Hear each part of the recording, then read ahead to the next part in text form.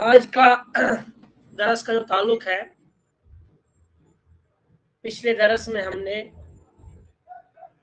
जो बात की थी वो तारुज़ किस चीज़ का नाम है और तारुज़ को दूर करने के क्या तरीके हैं, तो उस पर हमने बात की थी। आज का जो है वो है नासिख और मनसूख। हमने ये बात पढ़ी थी कि 3 चीज़ें होती हैं। मुख्तलिफ हदीस को जो है उनके दरमियान तत्बीक देने का। पहला है फ़इन अमकनल जम्उ फ़हुवल मुख्तलिफुल हदीस, यानी अगर जमा है, जमा करने का मुमकिन है तो उनको जमा किया जाए। तो पिछले दरस में हमने वही पढ़ा था कि 2 हदीसों को जमा यानी उनके दरमियान तत्बीक या उनके दरमियान तौफीक कैसे दी जाती है। फिर फरमाते औ सबत मुतअख्खिरु फहुव नासिख वल आखिरुल मनसूख व इल्ला फतरजी सुम्मा तवक्कुफ। तो आज जो हमें दरस में पढ़ना है वो है नासिख और मनसूख, यानी नासिख और मनसूख के जरिए से भी हम जो है हदीसों को जान सकते हैं कि उनके दरमियान जो है वो तारुज जो है दूर हो सकता है। यानी एक हदीस में एक चीज आ गई और दूसरे हदीस में दूसरी चीज। अगर देखा जाए नस्ख जो है, नस्ख ये कुरान का एक उसूल है कि अल्लाह ताला अपने कलाम में खुद फरमाते हैं कि अल्लाह ताला किसी भी चीज को मनसूख नहीं करता यहाँ तक कि वो उससे उस जैसी या उससे बेहतर हुक्म ले आता है। तो कुरान के बारे में ये चीज साबित है। अब हदीस के बारे में भी मुहद्दिसीन ने ये बात कही है कि नासिख मनसूख हदीस में भी होता है और उसकी बहुत सारी मिसालें हैं। अगर लफ्ज़ी माना देखा जाए तो नासिख का माना होता है, नसख का माना होता है किसी चीज का इजाला करना, किसी चीज को दूर करना। और इस्तिलाहन जो करने वाला होता है उसको नासिख बोलते हैं और जिस चीज को किया जाए उसको मनसूख बोलते हैं। अगर इस्तिलाहन देखा जाए तो इस्तिलाहन रफ़्उ शारी हुक्मन मिनहु मुतक़द्दिमन बिहुक्म मिनहु मुतअख़िर। ये उलूमुल हदीस में ये डेफिनेशन जो है बयान की गई है इब्न सलाह ने कि शरिया का किसी चीज का उठाना, हुक्म का उठाना उस हुक्म से जो उसके बाद आया हो, यानी पहले वाले हुक्म को दूसरे हुक्म से उठाना उसको नासिख बोलते हैं। मगर यहाँ पर एक बात हमें याद रखनी है, नासिख एक हकीकी नासिख होता है, एक मजाजी नासिख होता है। शरीयत के बारे में हकीकी नासिख जो अल्लाह ताला है, इन्हें वही उनकी ज़ात है, अल्लाह ताला की ज़ात जो नस्ख करते हैं। मानुनसिख मिन आयाति ना और मुनसिख भी है, यानी हम किसी चीज को जो है उसको नस्ख नहीं करते। तो यहाँ हकीकी माना में जो नासिख अल्लाह ताला है, मगर मजाजन हम बोलते हैं उस इबारत को, उस बात को, उस हदीस को, उस आयत को, उस कलाम को जो पहले हुक्म को खत्म करती है उसको नासिख बोलते हैं। और दूसरी चीज मनसूख, यानी जो पहले हुक्म आया होता है वो मनसूख। इस तरह हमें पता है कि ये फाइल और मफूल है। नासिख फाइल है, काम करने वाला, और मनसूख मफूल है जिस पे काम वाक़ा हो जाए। तो इसी तरह एक नासिख है, एक मनसूख है, और इस प्रोसेस को हम नस्ख बोलते हैं।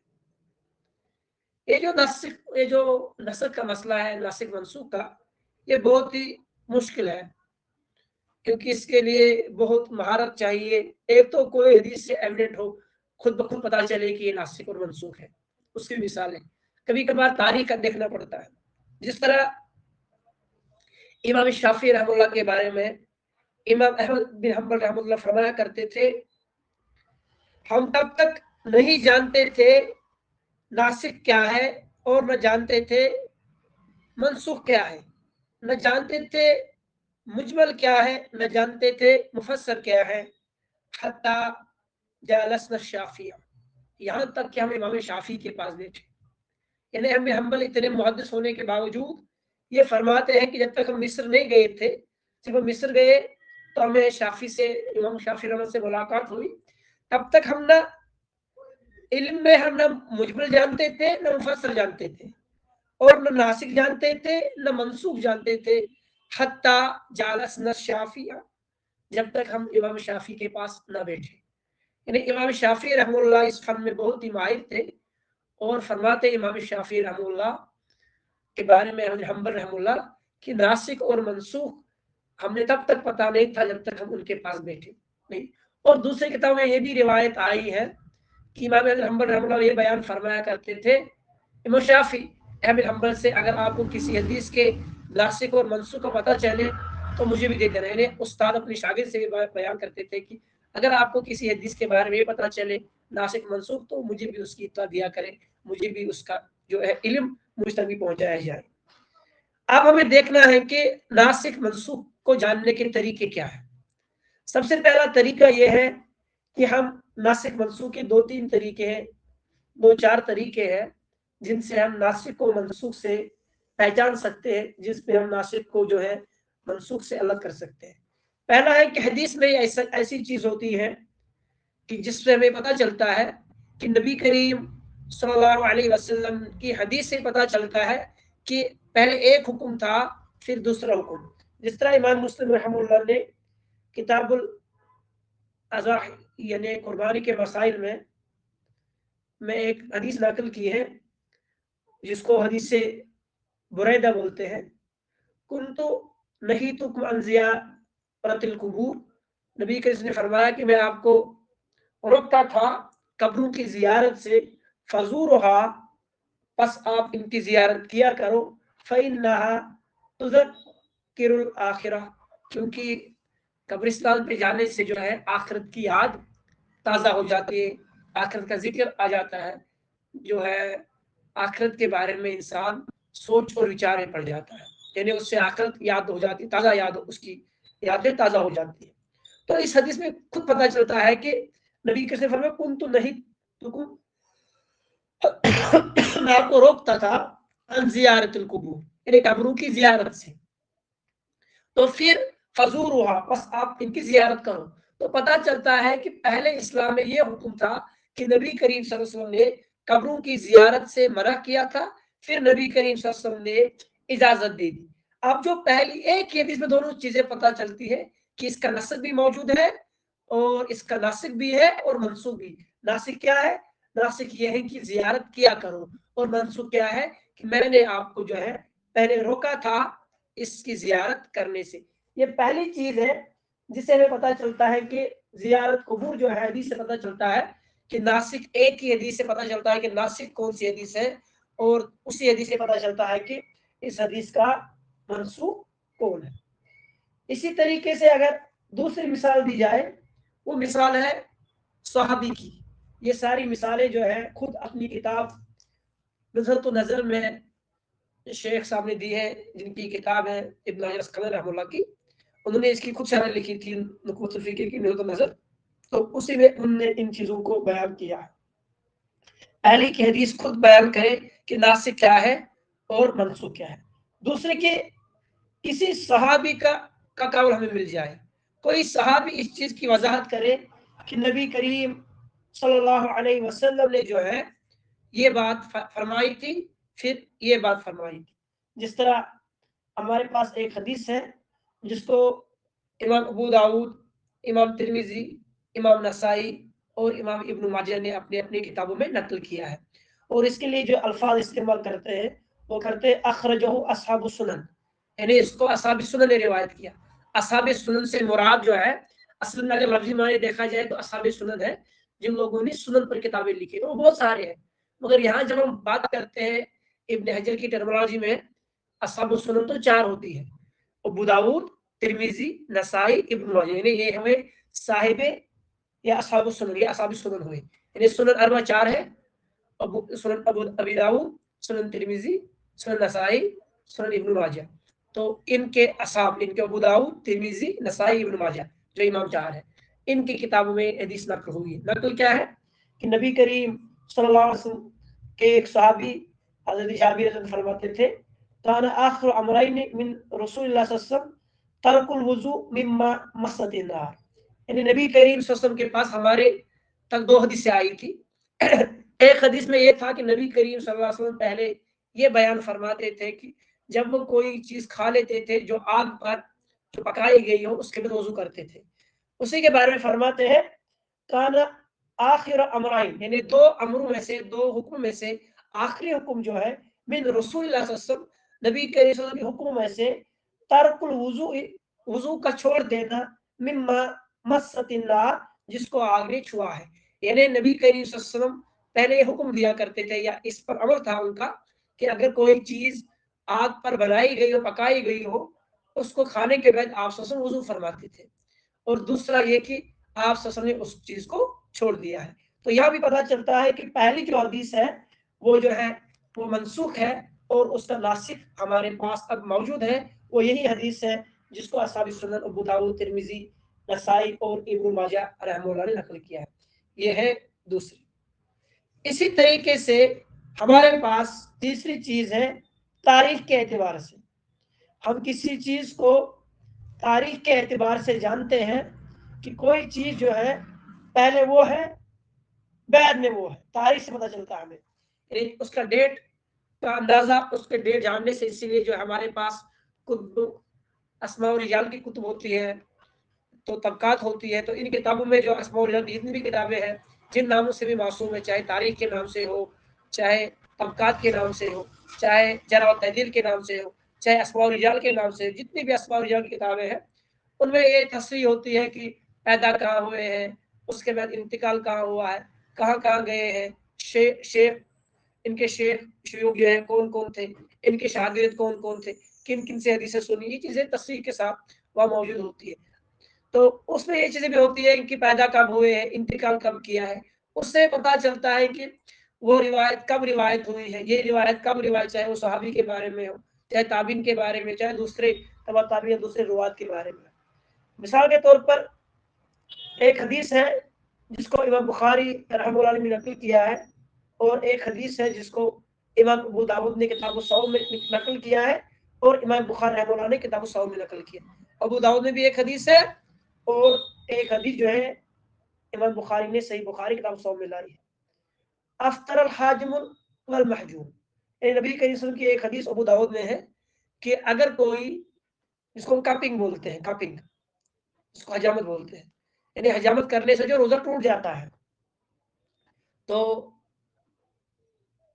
یہ حدیث جو تھی، پھر آیا نبی کے وسلم کے بارے میں ان نبی صلی اللہ علیہ وسلم احتجم وهو محرم واحتجم وهو صائم. نبی کریم صلی اللہ علیہ وسلم نے کپنگ کی ہے جب وہ احرام کی حالت میں تھے. اسی طرح واحتجم وهو صائم، اور نبی کریم صلی اللہ علیہ وسلم نے روزے کی حالت میں بھی جو ہے کپنگ کرائی ہے.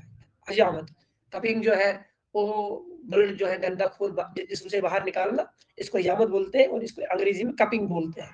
یعنی پہلے یہ تھا کہ اس پر جو تھی، جو ابو داؤد کی حدیث ہے، اس سے پتہ چلتا ہے کہ پہلے جو تھی نبی کریم صلی اللہ علیہ وسلم نے اس حدیث کے بارے میں یہ فرمایا. جب ہم دیکھتے ہیں کہ پہلی حدیث جو تھی فقط جاء فی بعض الترکی حدیث شداد ان ذلك كان زمن الفتح وان ابن عباس صحبه فی حجۃ الوداع. یعنی پہلے جو اس پر جو ہے، اس سے پتہ چلتا ہے کہ پہلی حدیث جو ہے یہ تاریخ کے ذریعے سے پتہ چلتا ہے. اوس شداد بن اوس کی حدیث جو مرفوع ہے اس کا نسخ ہمیں ابن عباس کی حدیث سے ملتا ہے. تو یہ تاریخ سے پتہ چلتا ہے. پہلی حدیث میں یہ تھا کہ نبی کریم صلی اللہ علیہ وسلم، پہلے حکم میں یہ تھا کہ نبی کریم صلی اللہ علیہ وسلم جو تھے اس سے جو ہے وہ جو نبی کے افطر الحاجم والمحجوم، یعنی وہ دونوں جو ہے ان کا روزہ ٹوٹ گیا تو حجامت سے روزہ ٹوٹ جاتا ہے. پھر جو ہمیں دوسرے حدیث ان کے یہاں ملی ابن عباس کی، کیونکہ ابن عباس جو ہے رضی اللہ عنہ بعد میں ایمان لائے تھے اور بہت چھوٹے تھے، تو اسے پتہ چلتا ہے کہ انہوں نے جو ہے حجۃ الوداع کے بعد جو ہے حدیث کو بیان کیا ہے، اور وہ فتح مکہ کا تھا. اور فتح مکہ اور حجۃ الوداع کے درمیان بھی جو تھے وہ ٹائم ایک ہے. پہلے نبی کریم صلی اللہ علیہ وسلم فتح مکہ کیا، اس کے بعد آپ صلی اللہ علیہ وسلم نے حج کیا تھا.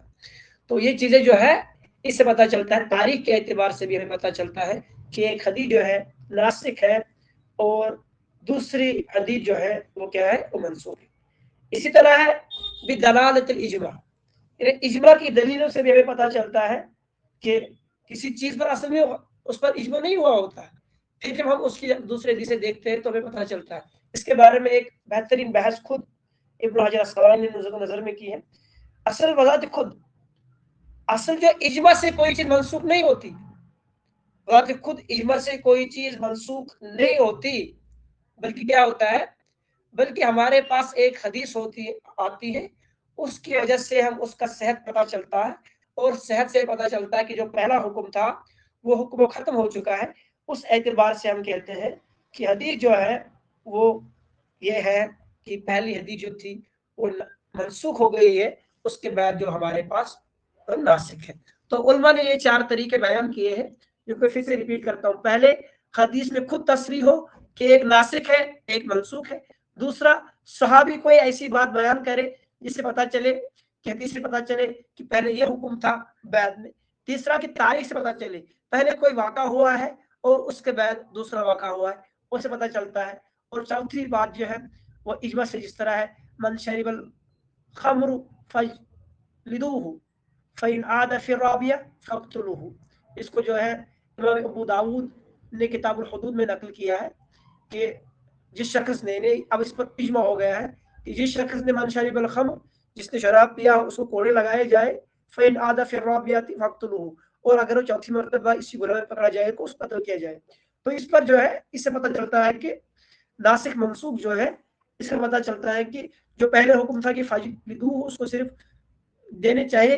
اس کے بارے میں امام نووی فرماتے دل الاجماع علی نسخ، یعنی اس کے جو دلالت ہے والاجماع لا ينسخ ولا ينسخ ولكن يدل على ناسخ، فرماتے ہیں کہ اجماع جو ہے یہ نہ کسی چیز کو ناسخ کرتا نہ منسوخ بناتا ہے، بلکہ دلالت دلیل جو ہے وہ بات خود ناسخ ہوتی ہے۔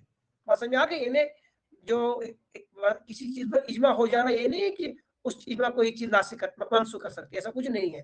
یہ ابن حجر نے بھی اس میں بنایا ہے۔ البتہ ہمارے پاس ایک ایسی حدیث آتی پھر اس پر جو ہے لوگ عمل کرتے ہیں، اس پر صحابہ کا اجماع ہو جاتا ہے، یا ائمہ کا اجماع، پتہ ہے ٹیکنیکل ایک ٹرم ہے، ٹیکنیکل ٹرم ہے، مجتہدین کا کسی مسئلے پر اتفاق کرنا اس کو اجماع بولتے ہیں۔ تو اجماع جو ہے اس پر ابن منذر کی الاجماع بہت بہترین کتاب مانی جاتی ہے۔ تو اسی طریقے سے جو ہے یہ دلہ جو ہے، یہ اجماع جو ہے دل الاجماع علی نسخ، اس حدیث کے منسوخ ہونے پر جو ہے وہ ہے۔ اس فن میں جو ہمارے پاس بہترین کتابیں ہیں، اس میں سب سے بہترین کتاب جو ہے وہ ابو بکر محمد بن موسیٰ الحازمی کی ہے، کلام الاعتبار فی الناسخ والمنسوخ من الآثار، کتاب کا نام ہے الاعتبار فی الناسخ والمنسوخ من الآثار، یہ لکھی ابو بکر محمد بن موسیٰ الحازمی نے۔ اسی طرح امام احمد بن حنبل کی کتاب ہے الناسخ والمنسوخ، احمد بن حنبل کی ہے۔ اسی طرح ہمارے پاس ایک کتاب ہے تجرید الاحادیث المنسوخہ، ابن الجوزی کی ہے۔ تو یہ وہ کتابیں ہیں جن سے ہم جان سکتے ہیں کہ ناسخ اور منسوخ پر کیا کام ہوا ہے۔ تو شارٹ میں یہ کہنا ہے کہ ہمارے پاس ایک حدیث ہوتی ہے، اس کا منسوخ بھی ہوتا ہے، مگر کچھ لوگ ابھی فضول میں دعوے کرتے ہیں کہ یہ ناسخ ہے یہ منسوخ ہے۔ ہم تب تک کسی چیز کو ناسخ اور منسوخ نہیں مان سکتے جب تک کہ ہمارے پاس اس کا واضح ثبوت نہ ہو، اس کی دلیل نہ ہو، ورنہ تو لوگ بہت ساری چیزوں کے بارے میں، جس طرح بہت ساری چیزیں ہیں ان کے بارے میں یہ بات کرتے ہیں کہ یہ ناسخ منسوخ ہے، وہ پہلے دیکھنا ہے کہ وہ ناسخ ہے منسوخ ہے، اس کے لیے ان کو دیکھنی ہے۔ اب چوتھی چیز جو ہے وہ ہے الترجیح۔ ترجیح کیا ہے؟ ترجیح ہے کہ ہم ان چیزوں کو دیکھیں کہ کس چیز کو ہم کس چیز پر، جو یہاں پر لاسٹ لفظ ہے وَإِلَّا فَالتَّرْجِیحُ ثُمَّ التَّوَقُّفُ، ہم ایک حدیث کو دوسرے حدیث پر جو ہے ترجیح دیں گے۔ اور ترجیح کے بارے میں نے کہا تھا کہ 50 قسمیں ایسی ہیں کہ جس پر ایک حدیث کو دوسرے حدیث پر ترجیح دی جائے گی، ایک بات کو دوسرے بات پر ترجیح دی جائے گی۔ وہ ترجیح بہت طریقوں سے ہو سکتی ہے، کبھی اسناد کے اعتبار سے اعلی سند ہے یا دوسری ہے، کبھی عدد کے اعتبار سے کسی میں زیادہ عدد ہے کسی میں کم ہے، وہ بہت سارے طریقے 50 سے زیادہ علماء نے گنائے ہیں کہ اس سے پتہ چلتا ہے۔ کبھی صحبت کی وجہ سے کوئی ایک راوی ایک چیز بیان کرتا ہے، دوسرا راوی دوسری چیز بیان کرتا ہے، پھر ان کی صحبت دیکھتے ہیں تو صحبت سے پتہ چلتا ہے کہ جو ہے یہ تعارض ختم ہو چکا ہے، اب جو ہے ایک راجہ ہے ایک مرجو ہے۔ کل ملا کے یہ ساری چیزیں جو ہے ان سے ہم سیکھتے ہیں، ان سے ہم سمجھتے ہیں کہ راجہ مرجو جو ہے، جو مختلف حدیث ہے ان کو کس طرح جو سمجھا سکتا ہے۔ کل ملا کے اس درس کو میں یہاں پر کنکلوڈ کرنا چاہوں گا کہ جب ہمارے پاس ایک مقبول حدیث ہو، اس کو سمجھانے کے لیے، ان میں تعارض ختم کرنے کے لیے ہمارے پاس 4 طریقے ہوتے ہیں۔ پہلے ہم دیکھتے ہیں کہ اگر ان کا جمع کرنا ممکن ہو تو ان کو جمع کرتے ہیں۔ دوسری چیز، اگر جمع کرنا ممکن نہیں ہے تو ہم دیکھتے ہیں ایک ناسخ ہے ان میں، ایک منسوخ ہے، ناسخ کو الگ کرتے ہیں और मनसूख को अलग करते हैं। यानी नासिख जो बाद में आने वाला हुक्म है वो पहले हुक्म को खत्म करता है। इससे भी जो है हम हदीस में तारुज खत्म करते हैं। तीसरा है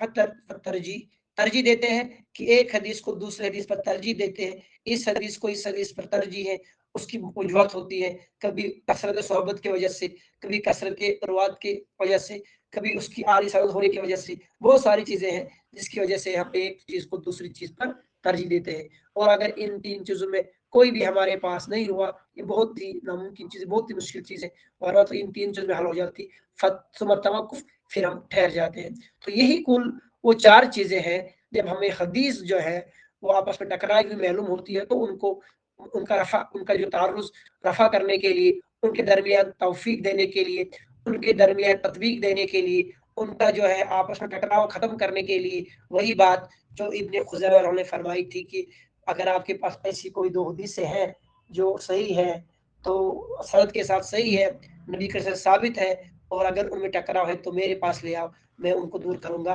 तो वही चीज हमें जहन में रखनी है कि तारुज जो होता है वो हकीकी नहीं होता बल्कि ज़ाहिरी होता, क्योंकि अल्लाह के कलाम में या नबी करीम सल्लल्लाहु अलैहि वसल्लम के फरमान में टकराव नहीं है। न कुरान वर्सेस कुरान है, न कुरान वर्सेस हदीस है, न हदीस वर्सेस हदीस है, बल्कि ये समझने से ज़ाहिरी चीज बंदा धोखा खा जाता है।